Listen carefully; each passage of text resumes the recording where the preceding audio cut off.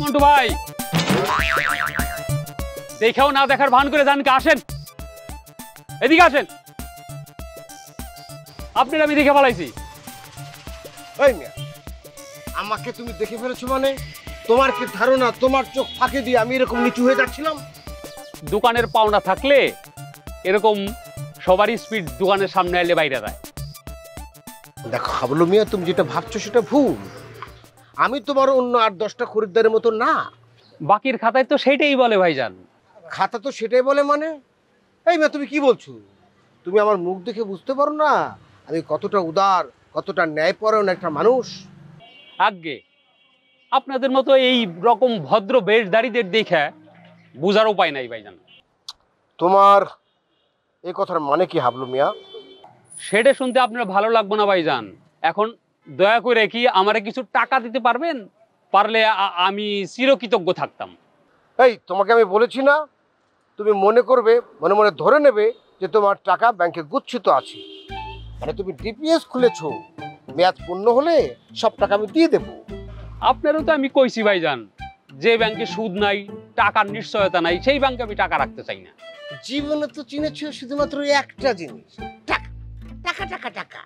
এই মিয়া, একটা মানুষের কাছে কি সবসময় টাকা থাকে? তা থাকে না, আপনার কাছে তো কখনোই থাকে না।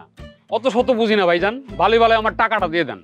আজকে টাকা না দিলে আপনারা আমি ছাড়তেছি না ভাইজান। কি বলবো, টাকা টাকা করতে করতে মানুষের মুখে যে রসকস কিছু থাকে সেটাও তুমি হারিয়ে ফেলেছো। এই মিয়া, জন্মের পর তোমার নানি দাদি ভুল করেও কি 1 চামচ মধু তোমার মুখে দেয়নি? না, দেয় নাই। মধুর বদলে 1 খাবলা নিম পাতার রস দিছিল। এখন টাকাটা ফালায়া মুখটা মিষ্টি করে যান। বুঝছি। আচ্ছা ঠিক আছে, নাও রাখো। এইটা আপনি কি দেন? কি দিলাম মানে? কপালে চোখ নেই, সংখ্যাও কি চেনো না নাকি? তা চিনুম না কেন, মাত্র 20 টাকা। দেখো হাবলু মিয়া, আমি উদার মনের মানুষ বলেই তোমার ডিপিএস এর মেয়াদ পূর্ণ হওয়ার আগেই নিয়ম ভঙ্গ করে তোমাকে টাকাটা দিলাম। এতে করে তোমার খুশি হওয়া উচিত। আর তাছাড়া আমার কাছে আর খুচরা টাকা নেই, সবগুলো 1000 টাকার নোট, বোঝো না? 1000 টাকার নোট দেন, আমি খুচরা করে দিতেছি।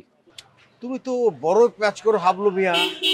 আচ্ছা, অফিসে ঢোকার আগে সব পকেট কাচিয়ে যদি সব টাকা তোমাকে দিয়ে দেই, তাহলে সারাটা দিন আমার কিভাবে চলবে বলো?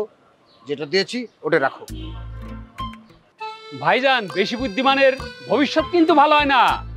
যেদিন বিপদে পড়বেন সেই দিন বুঝবেন